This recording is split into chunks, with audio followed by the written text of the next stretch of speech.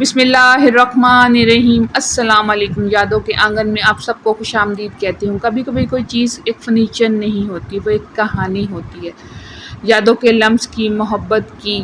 یہ صوفہ جو آپ کو نظر آ رہا ہے کبھی میری ماں کے حال کا حصہ تھا، آج میرے گھر کا حصہ ہے۔ میری ماں کے فرش پر سفید چاندنیاں بچھی ہوئی ہوتی تھی اور اس کی گدیوں پر میری ماں سفید چادریں ڈال کر رکھتی تھی۔ میری ماں کا ہال کا لال فرش تھا جس میں میری ماں پانی میں سرسوں کا تیل ڈال کے پوچھا لگاتی تھی۔ اس صوفے پر ہماری ماں ہم سب سے باتیں کرتی۔ والد صاحب تو ہمارے بچپن میں ہی فوت ہو گئے تھے۔ والد کے فوت ہونے کے بعد غیروں میں سے اپنوں میں سے غیر باہر آئے۔ وقت بدلا، کمرہ بدلا۔ ایک دن اپنی ماں سے میں نے یہ صوفہ مانگا تو وہ خاموش ہو گئی۔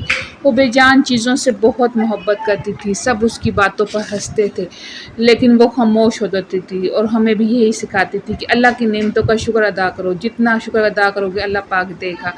یہ صوفہ جو آپ کو نظر آ رہا ہے، پرانی پوشش، پرانی پالش، میرے ذہن ایک دن میں نے سوچا کیوں نہ اس کو ایک نیا رنگ دیا جائے۔ انٹیریئر کا تو مجھے بچپن سے ہی شوق تھا لیکن وقت اور پیسے نے ساتھ نہیں دیا، ورنہ آج کوئی ڈگری ہاتھ میں ہوتی۔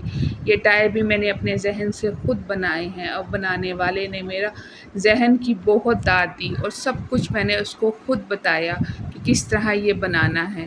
اس نے اپنے ٹک ٹاک کے اوپر یہ لگائی اور ساتھ ہی اس کو 25-30 لائکس آ گئے۔ میری وجہ سے کسی کو کام ملے یا کچھ ہو تو میرے لیے ایک صدقہ جاریہ ہوگا۔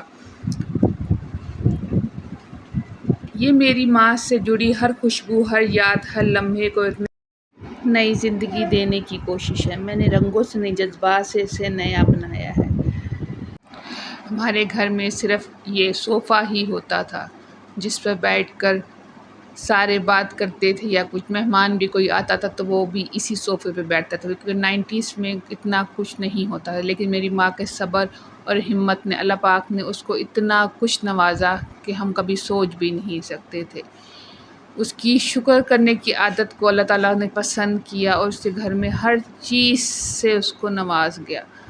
آج میری ماں ہوتی تو وہ دیکھتی کہ اس کی بیٹی بھی اس کے ہی راستے پہ چل رہی ہے۔ آج مجھے انٹیریئر کا تو بچپن سے ہی شوق تھا جیسا کہ میں نے آپ کو بتایا، لیکن آج میرے گھر میں جب بھی میں کبھی اپنے گھر کا کوئی کونا سجاتی ہوں تو مجھے میری ماں کی یاد بہت آتی ہے۔ آج میری ماں ہوتی تو وہ اس صوفے کو دیکھتی کہ آج کے دور میں اس کی بیٹی نے اپنے ذہن سے کس طرح اس کو نیا بنایا ہے۔ اس صوفے کی بھی اپنی ہی ایک داستان ہے۔ میری ماں کہتی تھی یہ میرے گھر میں آیا، یہ پہلی چیز ہے جو میرے گھر میں آئی تو میرا گھر چیزوں سے بھر گیا۔ یہ کرسیاں جو آپ کو نظر آ رہی ہیں یہ میری دوست نے مجھے دی تھی۔ آج وہ امریکہ بیٹھی ہے، آج وہ دیکھے تو وہ ان کرسیوں کو پہچان بھی نہیں پائے گی۔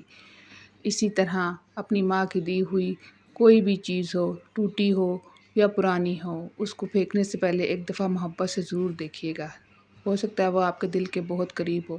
اپنے گھر کا کونا کونا سجائیں، اس میں آپ نہیں آپ کی ماں کی تربیت ابھرتی ہے۔ سب دیکھیں گے تو آپ کی نہیں آپ کی ماں کی تعریف کریں گے۔